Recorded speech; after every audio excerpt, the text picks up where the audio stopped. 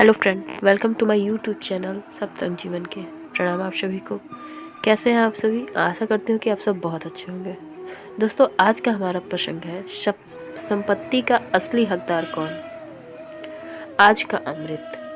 मूर्ख को पोथी दई वाचन को गुणगात, जैसे निर्मल आरसी दई अंध के हाथ। मौकों को पहचानने वाले लोग ही जिंदगी में आगे बढ़ते हैं। ईश्वर अपनी ज़िंदगी में आगे बढ़ने तथा अपने आप को साबित करने के लिए हर किसी को हुनर देता है, योग्यता देता है, सभी को बराबर समय बराबर मौके देता है। लेकिन यह हम पर निर्भर करता है कि हम अपनी योग्यता, अपने हुनर का उपयोग किस तरह से करते हैं। हम अपनी ज़िंदगी में मिले मौक़ों, अवसरों में छिपी संभावनाओं को पहचान कर पाते हैं या नहीं। जो लोग उन मौक़ों से छिपी संभावनाओं को पहचान जाते हैं, वे अपनी सोच और अपनी काबिलियत से दूसरों से हटकर काम करते हैं और ऐसा काम कर जाते हैं जिससे वे अपनी ज़िंदगी में बहुत आगे बढ़ जाते हैं और वे हर सम्मान और हर बुलंदी को हासिल कर लेते हैं। और जो लोग मिले हुए मौक़ों को ऐसे ही जाने देते हैं और कुछ नहीं करते, वो अपनी ज़िंदगी में कुछ भी नहीं कर पाते और वहीं रह जाते हैं। बहुत पुरानी बात है, किसी गांव में जमींदार रहता था। उसने अपनी मेहनत और ईमानदारी से अपने कारोबार को काफ़ी बढ़ा लिया और काफ़ी संपत्ति इकट्ठा की। वह हमेशा ज़रूरतमंदों और गरीबों की हर संभव मदद करता था तथा अपने धन को अच्छे कार्यों में लगाता था। जब जमींदार बूढ़ा होने लगा तो उसने अपनी संपत्ति तथा कारोबार को अपने बेटों में बांटने का फैसला किया, लेकिन उसे डर था कि कहीं उसके बेटे उसके जीवन की गाढ़ी मेहनत की कमाई को व्यर्थ ही गंवा न दें।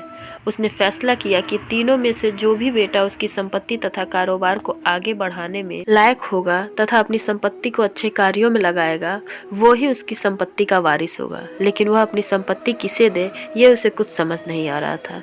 तो उसने एक फकीर की सलाह ली। फकीर ने उसे एक तरीका बताया। जमींदार ने अपने तीनों बेटों से कहा कि मैं तीर्थ यात्रा पर जा रहा हूँ, और उसने तीनों बेटों को कुछ बीज दिए और कहा कि जब तक मैं वापस आऊँ इन बीजों को संभाल कर रखना। उसके बाद जमींदार तीर्थ यात्रा पर चला गया और काफ़ी समय बाद लौटा। वापस आकर जमींदार एक एक कर तीनों बेटों के पास गया। पहले बेटे से उसने पूछा, बेटा, मैंने तुम्हें जो बीज दिए थे उनका तुमने क्या किया? पहले बेटे ने कहा, पिताजी, कौन से बीज? मुझे तो याद ही नहीं है कि आपने मुझे बीज कब दिए थे। जमींदार को थोड़ी निराशा हुई, लेकिन उसने उससे कुछ भी नहीं कहा। उसके बाद जमींदार ने अपने दूसरे बेटे के पास जाकर भी यही प्रश्न किया। दूसरे बेटे ने अपनी तिजोरी की चाबी जमींदार को दे दी और कहा, पिताजी, मैंने आपकी अमानत को तिजोरी में संभाल कर रखा है। जमींदार को फिर निराशा हुई, लेकिन उसने उससे भी कुछ नहीं कहा और तीसरे बेटे के पास गया और उससे भी वही सवाल किया।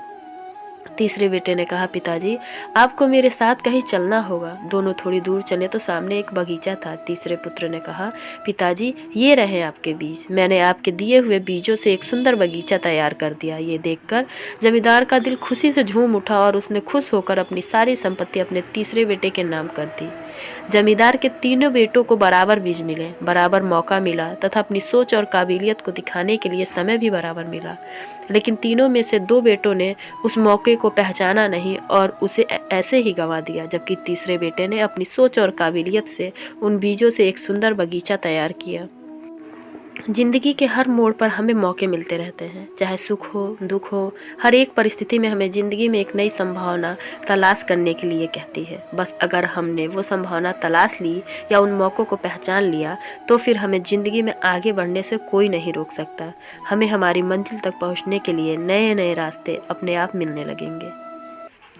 अपनी ज़िंदगी के हर एक पल पर नज़र रखें और हर परिस्थिति में, चाहे सुख हो या दुख हो, ज़िंदगी के मिले हर एक मौके को पहचानने की कोशिश करें और उसमें छिपी संभावनाओं को तलाश करने की कोशिश करें। एक दिन आप अपनी ज़िंदगी को बदलने वाले मौके को पहचान जाएंगे और आपको ऐसा आइडिया मिल जाएगा जो आपको सफलता की बुलंदी पर पहुंचा देगा। तो दोस्तों, आशा करती हूँ कि ये प्रसंग आप सभी को पसंद आएगा। अगर पसंद आया तो कमेंट सेक्शन में कमेंट करके मुझे ज़रूर बताएं।